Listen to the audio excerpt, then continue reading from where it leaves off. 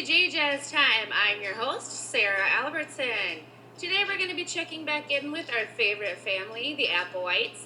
We'll also be having an interview with Tim Boffeli. He's going to be speaking about bullying and how we can remedy that situation. As always, we're dedicated to physical, mental, and social health awareness. Thanks for listening in. Enjoy the show.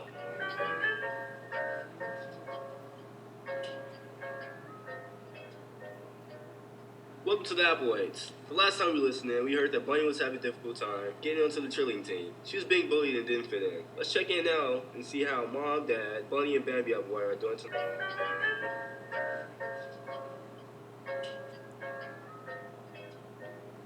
Oh, honey, you know that you're doing great at cheering and full of that sis boom ba. I know, Mom, but the other girls are just so mean and make fun of me because I haven't, developed. You know, my darling Bunny, every girl develops at a different time. Your mom still is.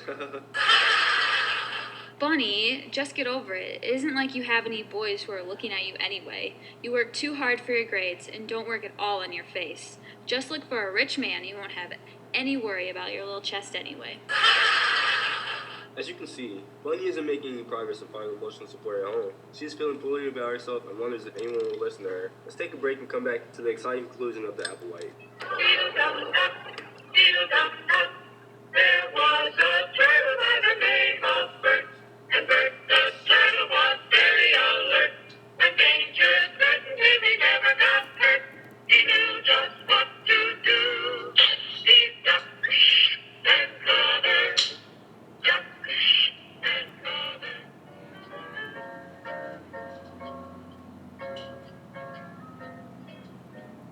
Welcome to HealthBytes, where we deal with physical, social, and mental health. I'm Alex Kraskis. And I'm Sarah Albertson. We are fortunate enough to interview Tim Boffeli with tips about bullying and how to handle the emotional and social ramifications. Please welcome Tim Boffeli. Hi, my name is Tim Boffeli. I'm an associate professor of psychology at Clark University, and I'm also a licensed mental health counselor. Very good. Thank you for coming and welcome. interviewing with us and taking time out of your schedule. We appreciate that. Has there been a big change in how people have been bullied over the years? Yes, there's been this cultural shift in what is perceived as the ideal female body or physique. Men are biologically wired to respond to curves that generally indicates health for reproduction. And the evidence for that is if you go back to the Marilyn Monroe days, she's quite curvy, but Madison Avenue in its advertising wisdom decided that men were looking at the curves and not the dresses or the outfits.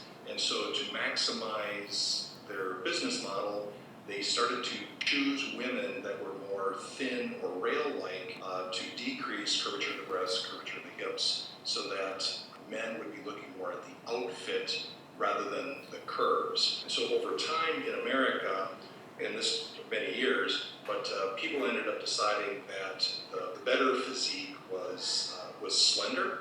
And so we have this incorrect or inappropriate schema for what is the best female body, which is actually more of an unhealthy body. So the bullying now is a result of when people see a heavier woman, it's perceived as a defect or a flaw, and it's perceived as sort of personal weakness, and that the person's vulnerable, and so the bully sees that and starts to target it, trying to punish or hurt that person. And in my experience, the bullies tend to have their own psychological problems, so much like a gossiper who doesn't want to deal with their own stuff, they prefer to get over involved with other people's stuff. The bully, rather than dealing with their own issues, tries to pick on or hurt the other person. Do you see bullying experiences differ between men or women? Research shows, and just from my own experience, girls are much crueler. They're sneakier is not quite the right word, but the words they choose as knives to the heart go deeper and make a more long-lasting cuts. Boys they do this to a degree, but boys tend to be still a little group or pack-oriented. They still have the person they're picking on within the group structure, and it's kind of like they're repetitiously giving that person a poke or a pop in the head, but not necessarily totally excluding them. But girls tend to try and drive the person out of the group and get some distance And for girls, it tends to be more of a sort of an annihilation, decimation. But with boys, it's almost like they're whacking them all the time, but they don't want them quite to die, but they like it whacking them. So boom, boom, boom, boom, boom, rather than thumping goodbye, as you see with girls. So girls tend to be crueler. So there's a difference in the way boys and girls tend to bully. Is there a difference of why they do? Probably not. It's really the receiver thinks there's a flaw.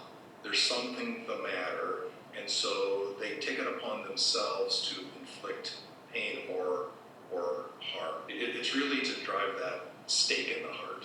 What kind of experiences do you have with bullying, either professionally or personally? Well, personally, and I talk quite a bit about this, I have very bad vision, and so I could not see until about a year before kindergarten, and then my parents got me glasses, and they were thick glasses. And so when I got to, not so much kindergarten, but a little bit of bullying in the neighborhood, but when I got to first grade, I was picked on from first grade until sophomore year in high school. So for about a decade, because I had thick glasses, statements made to me, hey Four Eyes, hey Coke bottles, Tim, if you ever get lost, cash in your glasses and phone home, because a pop bottle was a nickel and back then it was a dime to make a phone call. So I was perceived as stupid, dumb, and ugly, and so that was the repetitious message in my childhood. So it wasn't until I got contacts and then physically got as big as them, and then I actually went through a couple of years of bullying them because, it was payback time. So if you pissed me off, you were an idiot.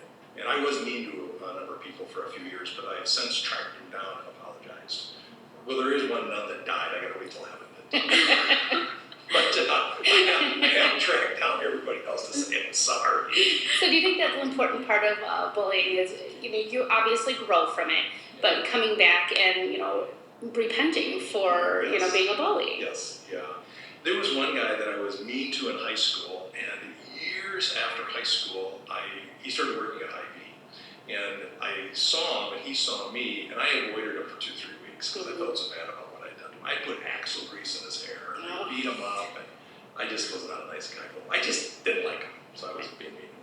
And so finally I thought, this is crazy. I gotta go over there and talk to this guy. And so I go walking over to him, and he starts running away from me. And I said, no, stop. I'm not here to hurt you.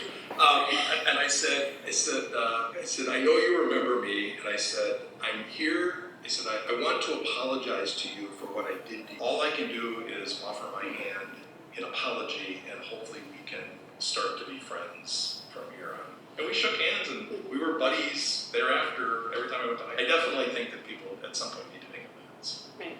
So, Good. to say I'm sorry. From your personal experience or even what you've learned professionally, what advice would you give for the victims? I think the most immediate thing is to have a social supporter, somebody else that you're a friend with that can stand by your side. Two of you can say, shut up, knock it off, quit it, to the people that are being mean. So rather than being a single person, now you're a team or a pair or even 3-4 individuals, now you're kind of a block or a wall or a mass.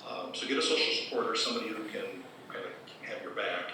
And then the other thing is talking to teachers and parents and counselors, but basically get the word out that the person is being picked on. Because that's a mistake I made, is I never told anybody that I was being physically and emotionally traumatized all those years. I don't even think I told my parents. It was just happening, and that's the way it was. And so basically talking to people, because the school systems now have policies and interventions, and as soon as the authorities, the people in positions of authority get word, then they're going to do something. And if they don't, then they're legally liable. Mm-hmm. So do you think that it's changed through the schooling being more aware of bullying and trying to prevent it? Yes. Well, with the increase in suicides that have been occurring because of cyberbullying, I know the school systems are very attentive to that. And if they're not, then they're legal trouble.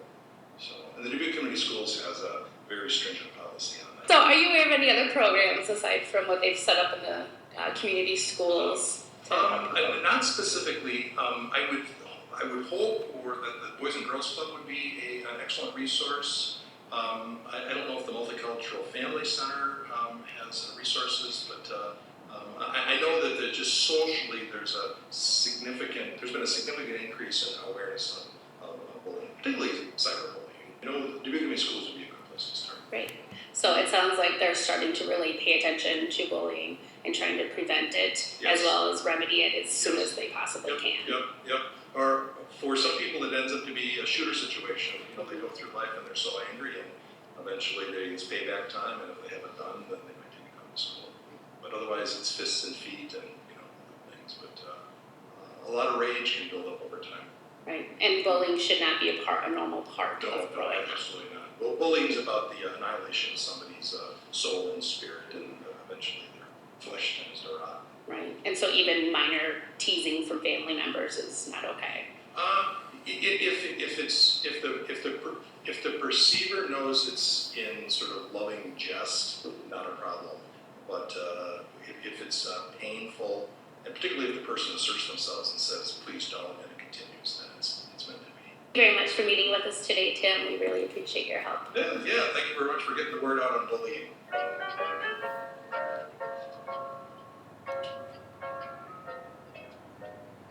Welcome back to the Applewhites. Let's see if Bunny is making progress with finding emotional support from her family. Bunny, where were you today? I waited for you after school to get a burger and Coke. You never showed. Were you doing chest exercises? Actually, Bambi, I went somewhere that people listen to me and try to help me. Where? A sock hop for squares?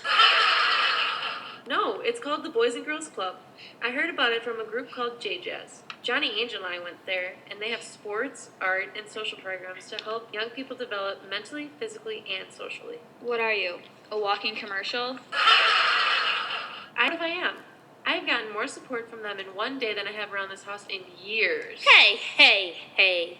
What is going on in here? I found somewhere that I can go to help me with my self-esteem issues. Where? The lingerie department? I think I walked in at a bad time. I just hope you were keeping me abreast with all your new development. Really, Bunny? Do you think the Boys and Girls Club is actually going to help you? Yes, I do. I already am more confident and have learned that I am better than all the put-downs. We're sorry. We've been really tough on you. We didn't know you were taking it so hard. You guys really did hurt me. Bunny, honey, we didn't know that. You really are sorry. Please continue going to the Boys and Girls Club. They really are helping you. Thanks, Daddy. I will. Thank you for checking in with Applewhites. Tune in every Friday night at 7 o'clock to hear how Bunny grows with the help of the Boys and Girls Club.